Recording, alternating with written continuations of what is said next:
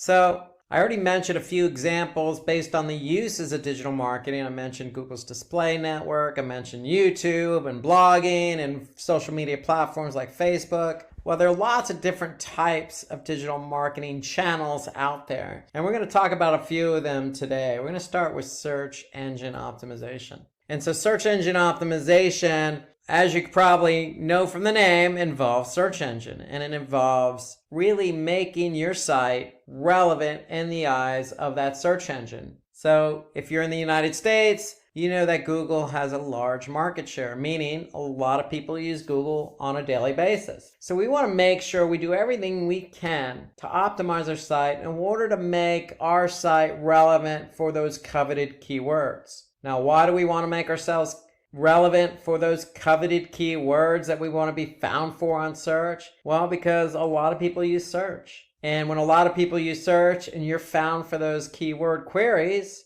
then it's going to increase the flow of organic traffic to your website. So the higher you rank, in theory, the more traffic you're going to get. And so when we talked about optimization, okay, how do we optimize our site in order to be relevant in the eyes of Google? Well, it really comes down to a two-pronged approach. You have on-page SEO, you have off-page SEO. On-page has everything to do with your website in order to make it relevant. Off-page has everything to do with your website, but not on your website. It means that how can we become relevant by linking to other websites, for example? How can we become relevant by getting our content on other platforms so we become relevant in the eyes of Google? So that's off-page SEO. So SEO is always going to be two-pronged. What you do on your website and what you do off the website to make sure your website, your domain, whatever that domain is, .com or .org, is relevant in the eyes of Google. And so let's take a look at on-page SEO first. So like I mentioned, it involves optimizing your website. And when we say optimizing your website, there's a lot of things you can do on your website to make it relevant in the eyes of Google. And we can look at the content, okay? We can look at the source code. And so there are a lot of different components to be looked at here. So you have the header tag, you have the meta description, you have the alt tag, you have how fast your page loads, you have internal linking, you have a sitemap, you have lots of different things going on here. And so for me, one of the first things you should do when you create a page on your website is to make sure the title tag is unique and includes those keywords. So if we look here at this example, the title tag is important because that's what shows up in search results. Here you can see the title tag on Google is up to 65 characters. So you always want to include that keyword in the title tag. Then you have your URL, and then you have what you call a meta description. So that's underneath the URL, underneath the title tag. And again, this is in search results. So organic search results. Somebody types in a keyword, you want to be found, and you want your title tag to stick out, and you want your meta description to specifically describe what it is you're offering. Okay, so again, if somebody's looking for stock imagery, then you want to make sure that you know that person who's looking for stock imagery can come to your website, and they can, in this case, search for millions of royalty-free stock images, photos, videos, and music. And so you want your description to really get that person to click on your listing in organic search. That's the whole point. So that's the point of a title tag and a meta description, is you really want to be found for what somebody's searching for, and you want to be able to show them that you have what they're looking for. You have something here underneath your organic search results called site links. And site links are just links to pages on your website. And so unfortunately, this is not necessarily in your control. This is in the control of Google. So if Google wants to offer up site links underneath your title tag and meta description, they will add them. And it's based really on the amount of content you have. And that goes with site search. So you can see also there's site search there underneath the meta description. All of that is contingent upon your website. Do you have a lot of content? And if you have a lot of relevant content, then Google will naturally add in site links underneath your organic listing to links to other pages on your site. So that's on-page SEO, and now we're going to look at off-page SEO. Okay, so off-page SEO involves using promotional methods beyond just optimizing your site. For example, optimizing your title tag and meta description might not be enough to get you to rank for that coveted keyword query. So we need to do some link building. We need to get our name out there on other websites. Okay, so we need to be able to establish some external links or backlinks from high quality relevant sites to our site. And it may not just necessarily have to be a link, because Google recognizes linkless backlinks. So just having a reference on a high quality site may be good enough to get you in the eyes of Google to become more relevant. Okay, so that's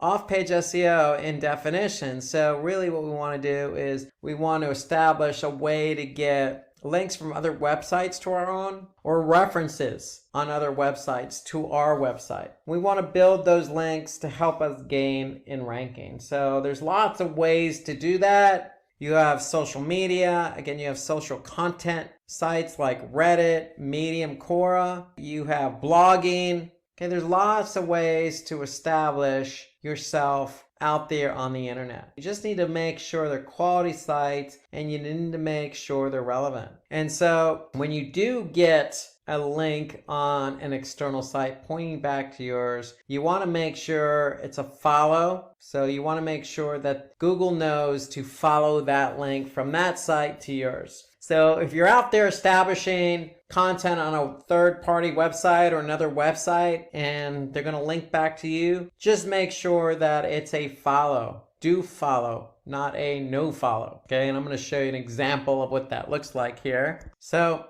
if you're not sure what the difference is, here I'm on backlinko.com, and really a no follow versus a do follow is simply in the href. So in the href, if you don't have anything in there other than the link, then the search engines are going to follow that link from that external site to yours. And if you have a no follow in that link, then the search engines are going to ignore the link. So they're not going to pick up the backlink or external link to your site. And that's simply that site just adding the rel equals no follow. Okay, so if you see that in the link pointing to your site from that external site, then that means you're not going to get credit for that backlink. So you always want to shoot for a do follow link, because that means you're going to get credit for the backlink. Okay, so again, do follow links allow search engine crawlers to follow the link, and if they can follow it,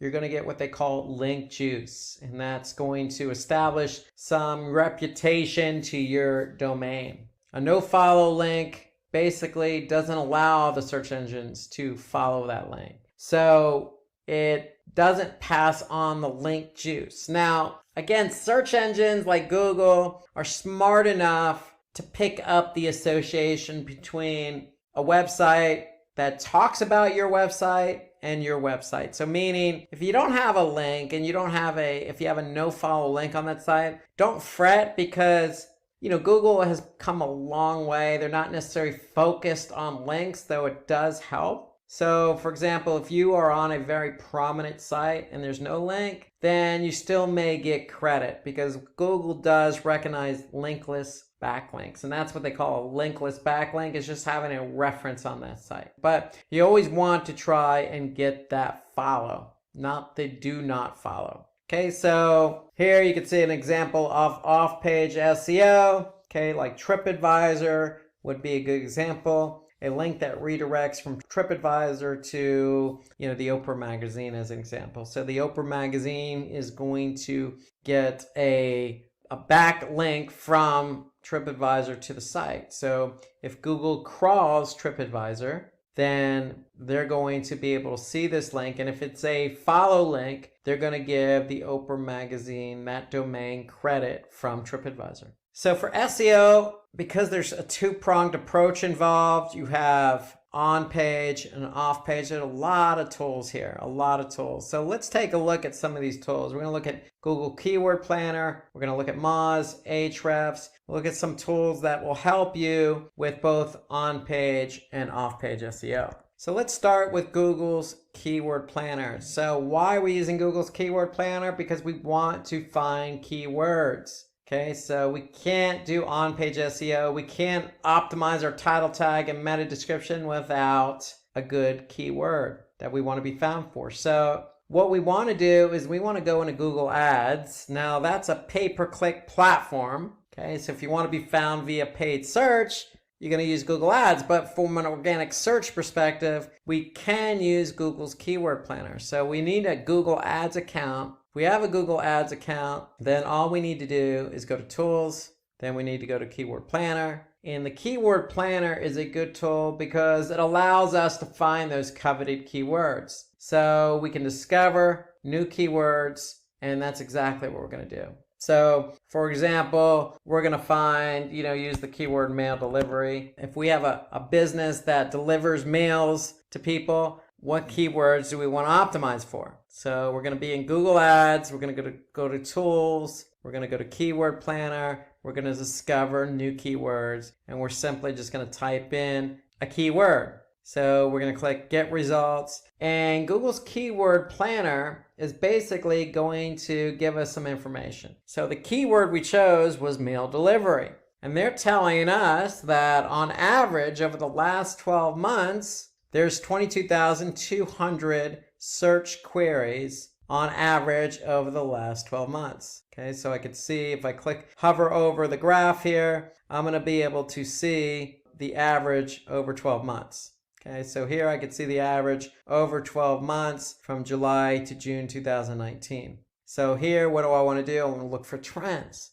because here I can see the averages go up and down a little bit, but 22,200 is the average over 12 months. And then Google's Keyword Planner also tells me how competitive that keyword is. So if it's highly competitive, but it's got a lot of search volume, it could be a keyword I may want to covet. But the beauty of the Keyword Planner is that they also give you other keywords to look at. Okay, so mail delivery service is 49,500. Okay, so here you got some other ones. Best food delivery service, 9,900. Again, some of these are very competitive, but some of them aren't. And so you want to be able to do your due diligence, do some analysis, and figure out what keywords work best for you that aren't going to be competitive, but at the same time give you some search volume. So if you do rank for that keyword, you should expect X amount of clicks on that keyword based on the volume. So that's Google's Keyword Planner. Alternatively, you can use a tool like Moz.com. So if I log into Moz, they have a tool called Keyword Explorer. And so here I can just type in that same keyword, mail delivery, targeting the United States in English, and Moz is going to give me some information on the keyword. So here they're going to give me a range in terms of the monthly volume, and they're going to give me a difficulty score. So they're going to tell me how difficult this keyword is. So out of a score of 100, it's 53, and they're going to tell me what my expected click-through rate could be if I'm ranking for that keyword. More importantly, they're going to give me some other keyword suggestions, just like Google's Keyword Planner. So here I can see prepared mail delivery service, mail delivery companies. So there are a lot of different suggestions of keywords that I can choose from. And if we scroll down, we could see basically some mentions. We could see the analysis, who's ranking for these keywords. So we can really get some insight as to who's ranking, how much volume, how difficult it is, what my estimates could be if I'm ranking, etc. So a lot of information built into Moz's Keyword Explorer tool. So Moz's Keyword Explorer tool could be a good option for you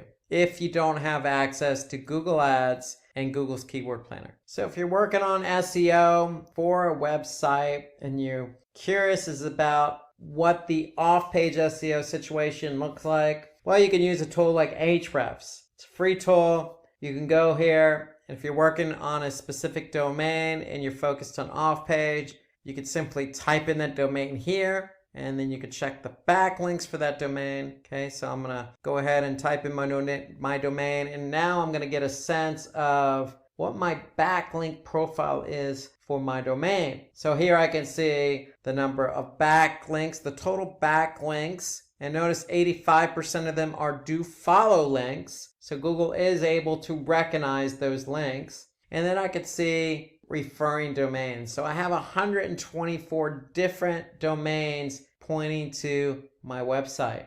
And so here I can get a snapshot of the top 100 backlinks pointing to my website. And so this just gives me a snapshot of what's going on with my off-page SEO performance. Again, it's a free tool. It's good to use because it gives you an idea of what your off-page SEO situation looks like. Okay, another tool you could use is Pingdom. Okay, you can set up a free trial here. It's good for 14 days, and it allows you to, look at page speed. It allows you to monitor the site itself in terms of, visitors, maintenance, etc. So you can use Pingdom as well. However, it's only a 14-day free trial, but it does give you some good insights into SEO. Now, page load time is one of those on-page SEO factors. And so if you're doing on-page SEO for a domain, you certainly want to go into Google Analytics and you want to measure the page load performance of the pages on your website. And so here, if I go to Google Analytics, and then I go to behavior, and I go to site speed, and I go to speed suggestions, here I could see the pages, how many pages I've received over a period of time, and then the average page load time. Now, if you see the average page load time is slow, and in my opinion, anything over 2 to 3 seconds is going to be slow, you need to be able to take action. And so the great thing about Google Analytics, the page load time reporting, is it actually gives you some suggestions. So page speed suggestions. So all you need to do is click on the link here. In this case, this particular link or URL on my website has 7 suggestions. If I click on that, then Page Speed Insights is going to open up. And what's going to happen is Google Analytics / Page Speed Insights is going to analyze this page and give me some feedback on how the page is performing, not only on desktop, but on mobile as well. And so here I can see, if I analyze this page, I can see some of the opportunities to improve the page load time on desktop and again on mobile here. So here you can see a lot of the opportunities and a lot of the issues I have that I can address. Now, if you're going to manage SEO for a website, then you're going to need an SEO platform. So again, Moz is a good example because we showed you the Keyword Explorer, but they also have many other tools available built right into the platform. For example, rankings. Okay, you can get crawl information. So when the bots crawl the site, what kind of errors are coming up. Here I can get some page optimization. So I can choose a keyword and I can choose a page, and Moz is going to be able to give me feedback to see what more I could do to improve my on-page SEO performance. Okay, we mentioned Keyword Explorer in terms of looking for keywords. Okay, you also have something called Link Explorer as well. So if I go back and choose Link Explorer from my list here, then I'm going to go to a Link Explorer and I can type in any domain. Again, just like on the Ahrefs, except Moz goes a little bit deeper here. Okay, so they're telling me how many linking domains and where my keywords are ranking. Okay, and then I have some other reports that I can leverage for off-page SEO. I can look at spam scores for certain websites that are linking to me, because you can disavow yourself from being associated with those sites. Here you got a link intersect tool, so you can compare one domain against another to what links are pointing to that other website. So a lot of different reports and tools available to you for off-page SEO under Moz's Link Explorer. So Moz has a lot of different tools available. And again, my recommendation, if you don't use Moz, there's SEMrush, there's BrightEdge.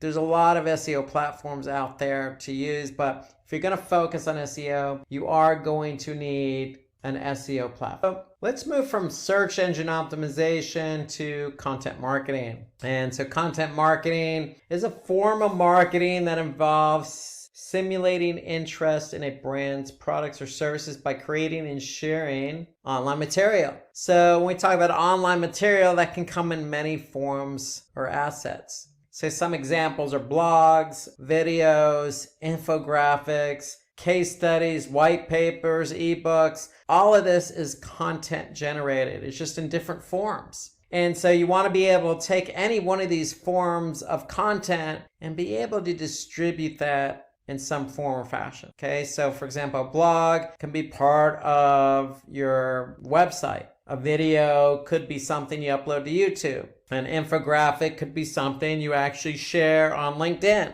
So all these other assets could be integrated throughout. They could be shared or used on your website, okay, for people to grab and share and use and comment on. Okay, so that's what content marketing is. You need to be able to push out content so that people have a better understanding of your product or service. The process of content marketing is you really want to decide what goal you want to achieve with your content marketing campaign. You want to define your buyer personas to determine the audience best suited for your content. Okay, so what are you creating? Who is it for? And then you want to run content audits to determine the best type of content that can be used. And when we talk about content audits, we're talking about, content that's already been posted. Are people sharing it? Are people downloading? Are people viewing it? And so you want to be able to understand over time what people are reacting to so that you can reuse or continue to use that content that seems to resonate with your target audience. So you want to choose an appropriate content management system. So if it's a blog, you want to use WordPress maybe. So you want to start brainstorming for ideas, for new content ideas. So in my opinion, maybe put together a content calendar and jot some ideas on that content calendar. Then you want to settle on a particular type of content you want to create, and then you want to be able to publish and manage your content. So some top popular tools used for content marketing, you have Buffer, you have BuzzSumo, Follower One, Hootsuite. So let's go ahead and take a look at an example of a content marketing management system. And we're going to use WordPress. And so if we go into WordPress here, on the back end, we're logging a login. And so the reason why we use WordPress is because we can post blogs. So in WordPress, if I go to post here, I'm going to be able to see all the different posts that have been posted over a period of time. And the great thing about WordPress is you can optimize it for SEO. So if I go in here and look at this recent blog post that has been posted, I can go ahead and edit it. And when I edit it, okay, I'm going to be able to look at this blog post in a visual format, and I can also look at it in HTML form. So notice the great thing about WordPress is I can use imagery, I can insert videos, I can insert infographics, I can attach a white paper case study to it. And then again, we have something called Yoast SEO plugin. So we've installed a plugin here. So that'll help us with optimizing that particular blog post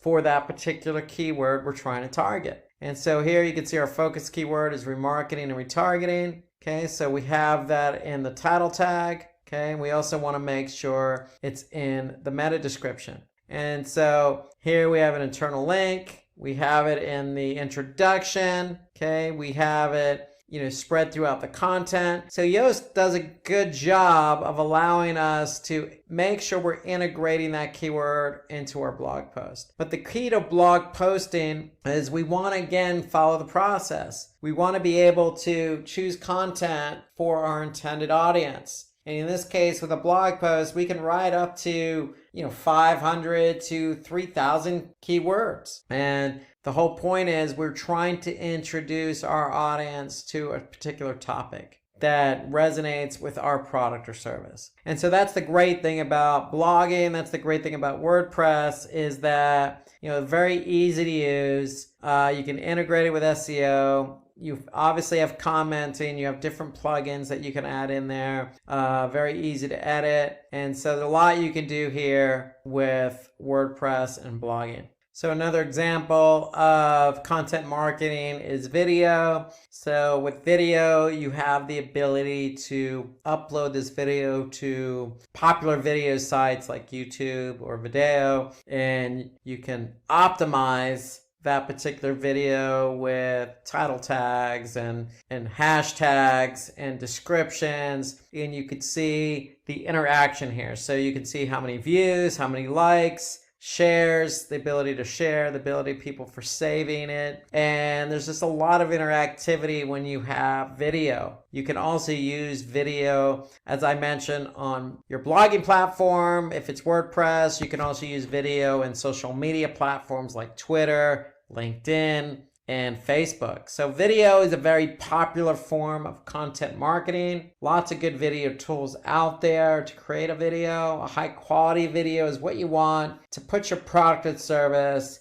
in the best forefront. Okay, so that people can react, they can share, they can comment, they can follow, they can like. Okay, so that's what you want to do, is think about video, because video is very versatile and powerful in terms of getting your message out there. So let's move from content marketing to social media marketing. And social media marketing really involves creating content, if it's that blog, if it's that video that you created for content marketing, and really using different platforms to increase your visibility, whether that be traffic, whether it be engagement, whether it be brand awareness, or any other marketing goals that you have. That's what social media is good for, because social media will take that content, take what you're trying to get out there, and really allow you to hone your marketing goals against that. Okay, so if it's Facebook and you got some videos that you want to post up there, okay, what's your goal? Is your goal to then post the video to get traffic to your website, or to build brand awareness, or to just get people to react by sharing or liking? And so that's what social media is good for. It's really good for taking content and really distributing it to your target audience. Okay, so sharing content allows you to, generate user-generated content, or it allows you to create interactive content. And again, you can use infographics, or you can apply content with imagery, or post videos, or do things that are interactive like polling and contests. So a lot of flexibility in terms of the content that you could share on social media. And so you want to establish a process for social media marketing. So this is the digital marketing course of it. So you want to be able to have a process, and you want to be able to set up goals that you want to achieve with your social media campaign, because just posting content for content's sake is really not going to generate anything for you. So you want to set up those goals ahead of time. Then you want to understand what content would be best suited for your target audience. So if our goal is to generate brand awareness, then maybe an infographic is what we want to do. Okay, maybe that's the best choice of asset for our target audience based on the platform. With social media, we also want to research what the competition is and find out what works for them. So it's very easy to do on social. So if you already have a competitor on Facebook, you can always go to your competitor's website and you can always see, what they're posting and what kind of reaction engagement they're getting for a particular post. So it doesn't help before you go live to do some due diligence about your competition. You can also conduct a social media audit. And again, what we mean by audit, just like on the content side, we want to be able to see what's worked and what's not worked in the past. And with digital marketing, recall, you can get instant metrics back. So if you posted something last year and you're thinking about posting it again, you probably want to do an audit to see over the past year what posts have worked and have not worked for you. Then you want to pick and choose the social media channels or platforms and define a strategy for each of them. Because if you have a video, then the video may work on, say, YouTube or Instagram, but may not necessarily work for LinkedIn and Twitter. And so you want to be able to pick and choose the asset, the strategy, and align it with the appropriate platform. Then you want to take inspiration from case studies and other famous brands. So again, continue to learn. I mean, that's the beauty of social media marketing. Most big companies, medium-sized companies, even smaller companies that have performed well are out on social media. So take a look at some other companies that inspire you, or some other companies in your industry, or even, again, your competitors, and see what they're doing and what they're posting and what kind of engagement they're getting. So you should always, be able to seek out what others are doing on social. And to me, this is important. Create a social media content calendar. And this isn't necessarily the very end of the process. This goes back to the beginning of the process. So when you're establishing goals and you're establishing what kind of type of content you want to use, that should all be part of a social media content calendar. And I'm going to show you an example of one here shortly. And then again, you want to be able to test, evaluate, and adjust your strategy, because again, you're getting metrics. And if you post a video on Facebook and it's taking off, then meaning in terms of likes and shares, you probably want to consider maybe doing another one that complements that. So here's a broad example of a content calendar. Again, it's in a spreadsheet. Again, by no means does one size fits all, but just to give you an idea, if we're blogging, what we want to do is we want to pick our target audience, maybe that be country or particular demographic, and you want to come up with some topics ahead of time here. And you want to maybe put the status up there of, it's just a draft or an idea. When it actually does go live, you want to turn it on live. You want to pick your date, add some comments, okay? Create your content. And, what's good about a content calendar is you can also work in SEO, so you can assign keywords.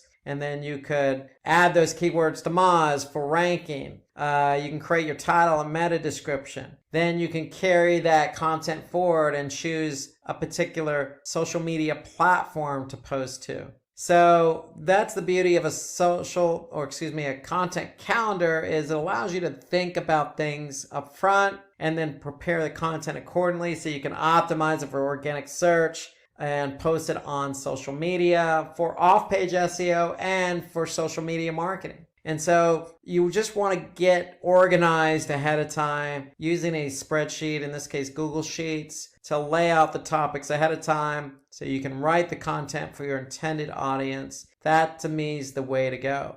Now remember, there's lots of different forms of content that you can use with social media marketing. Here we have video, so you can see this video could be posted on YouTube or LinkedIn or wherever. And the whole point is you want to be able to measure engagement. Here you can see this is just an image. It's just a file, and this has been posted on Facebook. So here we can see how many likes and comments and then shares. And so you want to be able to leverage different forms and different assets across social media to see actually what works and what doesn't work. And again, look at what other companies have done, whether they be competitors or not. See what type of assets they're posting and what's working for them. Now, when it comes to social media marketing, there are lots of tools available. Okay, you got Buffer, Hootsuite, Sprinkler, Post Planner, Later, Sprout Social. I mean, the list of social media marketing tools is endless. And just like SEO, you will need a platform to work with. So with SEO, we showed you Moz as the SEO platform. With social, we're going to show you Sprout Social, because with Sprout Social, if you have a content calendar, if you have a lot of different assets, you want to be able to organize those assets and content across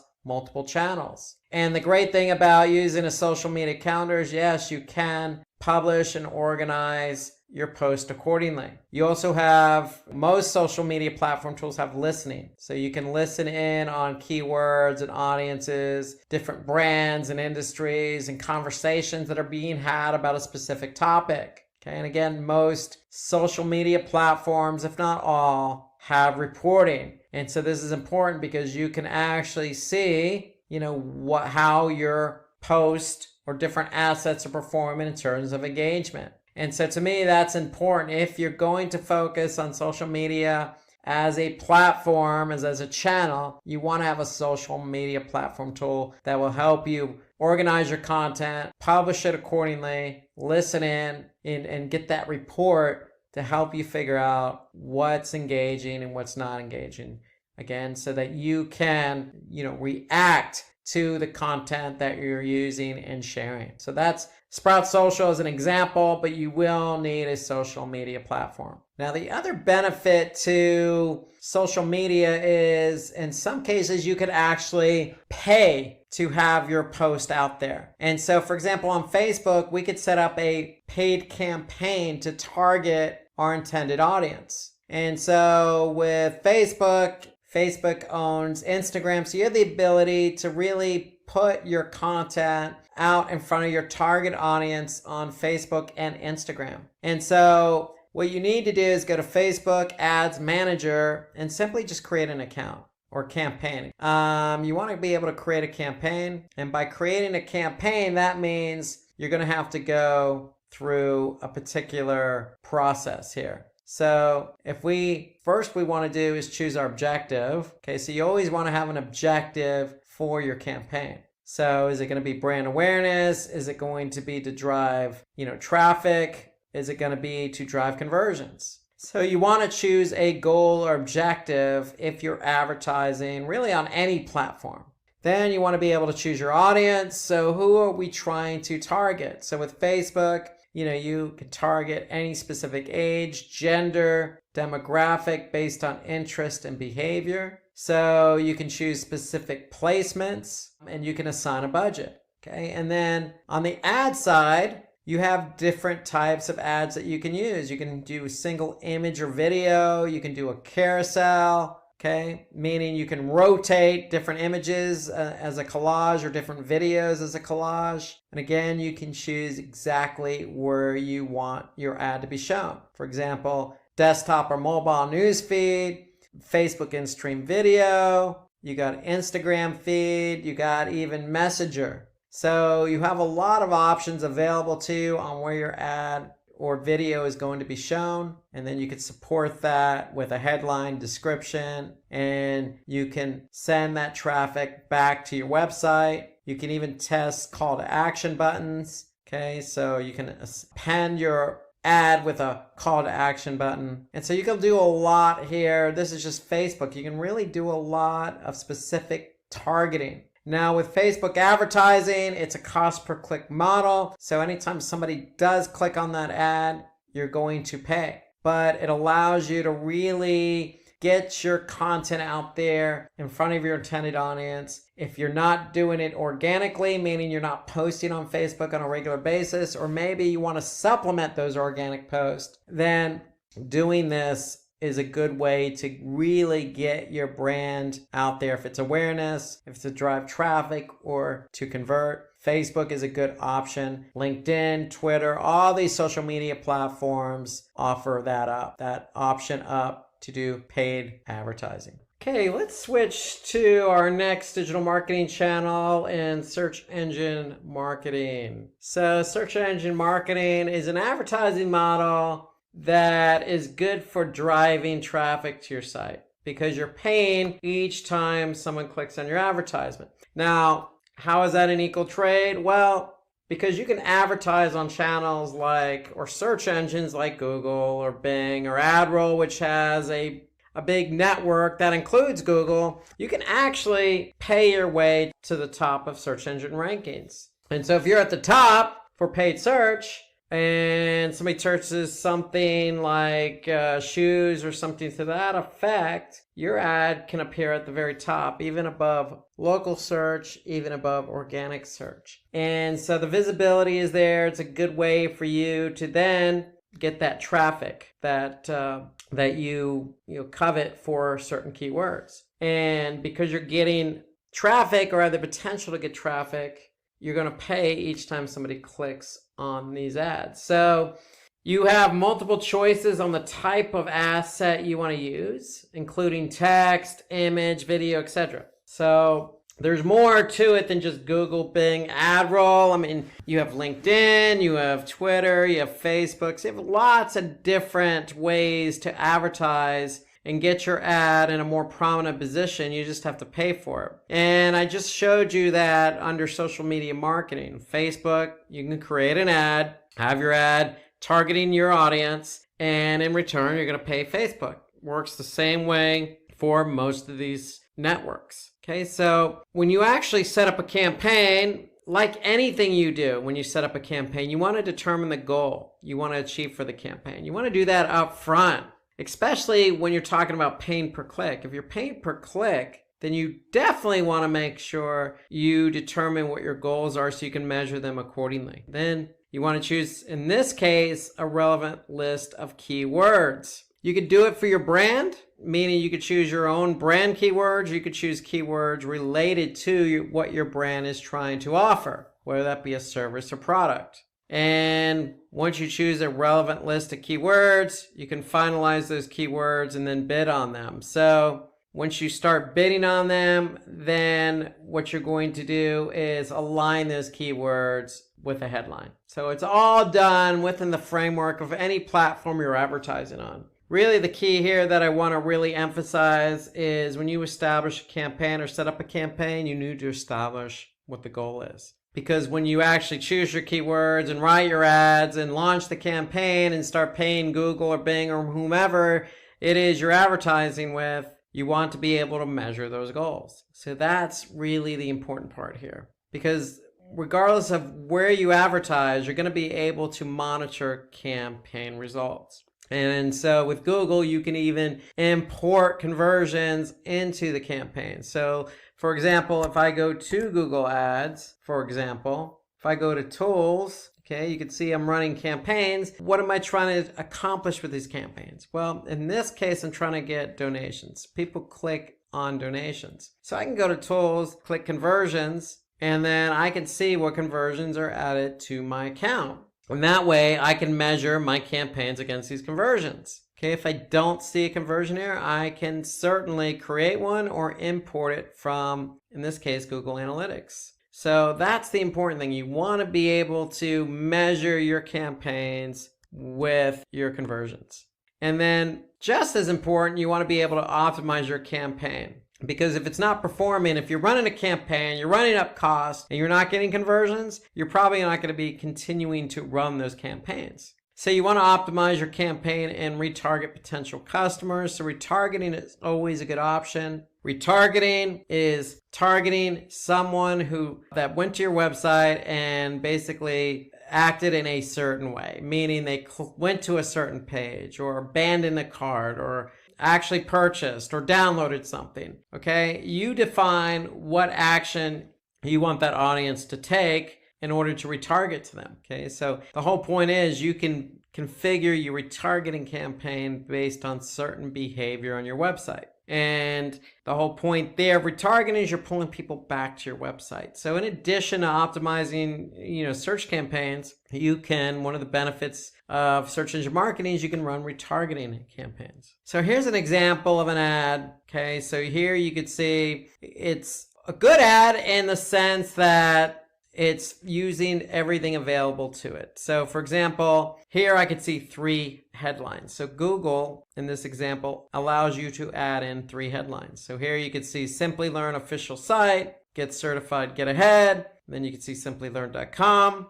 So they're taking advantage of 3 headlines. And then here you can see 2 description lines. And so each description line, you can have up to 90 characters. And so you want to be able to take advantage of what Google gives you. The more information you can add, the better. Well, here you can see some other types of ads. Here you can see a banner ad for Slack. Okay, here you can see Betterment.com running an ad. Okay, so this looks like an ad that is on YouTube. So because you can see after a few seconds, you can skip the ad. Okay, so here's a video ad, here's an image ad, here's a text ad. So depending on what platform you advertise on, you have an option on what type of asset you want to use. The one thing I like about Facebook is they offer up a multitude of options in terms of assets. So you can run a single image ad, you can run a carousel, meaning you can have multiple images. You can run a video, you can run a combination video image. You can obviously run text, okay, with a thumbnail. So you have a lot of options in terms of the type of ad you can run.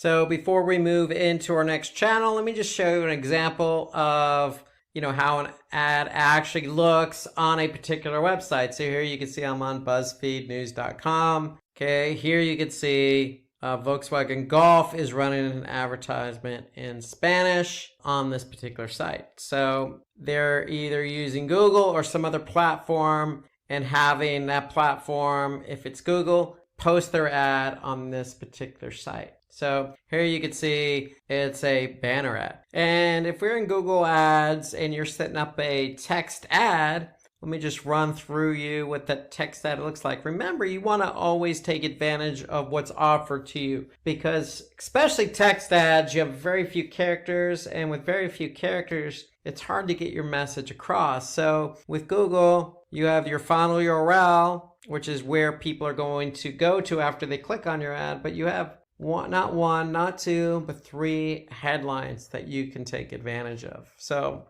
if we're talking about help end child hunger, help today, you can always add in, visit our website for more info.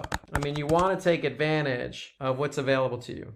Now, again, here you can see in this example, I'm only allotted 30 characters. And so if you go over, then your ad's not going to get approved. So you really have to be cognizant of the character counts and getting your point across, because writing text ads is not the easiest thing to do when you're limited to characters. Now, with Google, you have what they call display path. So after the domain, you can add in a couple of keywords in there. And then you have description line 1 and description line 2. So again, take advantage of what's available. If you're not sure what copy to write, grab some from the website and paste it in there. You want your ads to be healthy and to have as much information as possible. And then the one thing I will say about Google Ads is they also have extensions. So extensions are exactly that. They're extensions to your text ad. So here you can see I have 4 extensions. These are actually site links. So Google Ads offers up something called ad extensions. So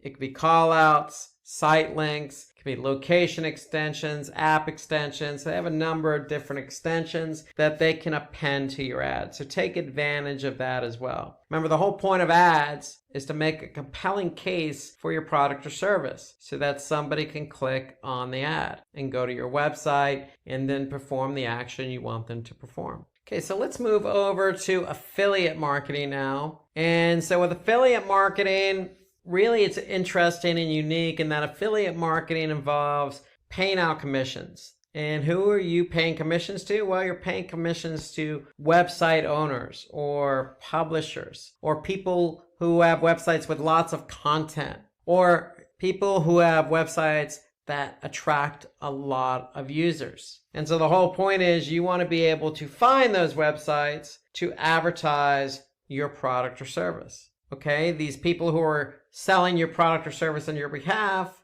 are going to get commissioned or incentivized based on whatever action you put out there. So it could be registrations, just getting your affiliates to help you with getting people registered, or signing up for your email, or for a lot of you, conversions. You're trying to sell a product, so you want help in selling that product. Or it could be subscriptions, okay, signing up to something. Okay, so you determine what it is you want to incentivize your affiliates for. You also determine how much you're going to incentivize them. And that's the great thing about affiliate marketing. It's no different than having a sales team to support you. What are the steps for affiliate marketing? Well, you need to find a platform. There are lots of different affiliate platforms out there. Commission Junction or CJ.com comes to mind, because these platforms are going to help you find these affiliates or partners. Okay, so they're the broker in all this.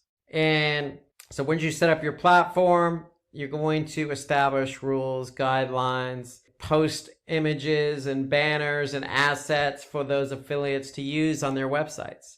And more importantly, again, you're going to establish the commission. So the commission doesn't have to be the same for all affiliates. It could simply be, your top affiliates get a higher commission as opposed to just some other affiliates who get a starting commission. You establish everything on the platform, the affiliate platform that you choose. Now, affiliates apply to advertise on your behalf. So they're going to say, hey, I'm interested in selling your product or service. So you're going to use that platform, if it's Commission Junction, to approve or disapprove the affiliate's request to advertise on your behalf. And really what you want to try and do is leverage the platform as best as you can. A lot of these affiliates are out to make money, and some of them are really good. You need to be able to choose the affiliate that is going to represent your brand, product, or service the best. So it's simple. Customer clicks on an ad or link, okay, on that affiliate website, and they go to your website and they perform an action. So that could be a purchase, a registration, a subscription, a download, an email sign up. You determine that. And the great thing is these affiliate networks, the CJs, Commission Junctions of the world will record everything. They're tracking not only traffic from the affiliate website to your website, but they're also tracking the conversions. The transaction is validated and credited to the affiliate by the broker. And then the affiliate is paid his or her commission. So that's how it works. So the more the affiliate sells or converts on your behalf, the more they're going to make. And that's the beauty of the affiliate network. So here's an example of affiliate marketing. Okay, here you could see an advertisement here. Okay, so you could see profit from our experience. Earn up to 12% advertising fees with a trusted e-commerce list leader. So somebody clicks on that link, joins, and then this person is going to get a commission based on somebody joining for free. Again, I mentioned Commission Junction. There are also some other affiliate marketing tools out there. Amazon Associates, Awin, Trade Doubler, Max Bounty. I mean, there's a lot out there. CJ.com is the one I've used in the past, but give some of these other platforms a chance. Okay, it doesn't hurt to even be on multiple platforms. You have nothing to lose. Okay, when you're on a platform, basically the platform again is acting as the middle person. They're introducing you to affiliates. And so every time you actually pay an affiliate a commission, they're going to get their cut of it. So they're going to get a small percentage as well. So just keep that in mind, but give it a try. Try one or two of these affiliates. If you find you're getting quality affiliates that are selling your product or service, great. If you don't, then, feel free to change, affiliate networks. It's that simple. But the key here is find the affiliates you think are going to best represent your brand, product, or service, because those affiliates are likely going to be the ones to convert for you. And if you're a small business starting out and you need some help, affiliate marketing is the way to go. Okay, let's move over to native advertising. Okay, so native advertising. So native advertisement means that your ad is showing up next to content that basically naturally fits. So these are advertisements that are featured on a platform alongside the content, okay, that isn't paid for. Okay, so for example, here you could see a paid post. Okay, this is by Spotify. Okay, this paid post, okay, was on BuzzFeed. This particular post was probably on a news article related to music, because they're talking about bands that probably wouldn't exist without Led Zeppelin. Okay, so for Spotify, you using native advertising allows them to put their ad next to content related to their ad. Here you can see another BuzzFeed article. Okay, 11 great Amazon deals that will be music to your ears if you're an audiophile. Here you could see an advertisement next to the article. So you could see the ad about Led Zeppelin, and here you can see the actual article is about music. So the whole point about native advertising is making sure there's a connection between the ad and the article. So Spotify is advertising, okay, their product and service on an article on BuzzFeed, which happens to be about music. So a good example, we used BuzzFeed just a second ago. So if we go to BuzzFeed, here you can see I'm on TV and movies, and here you can see got an ad here.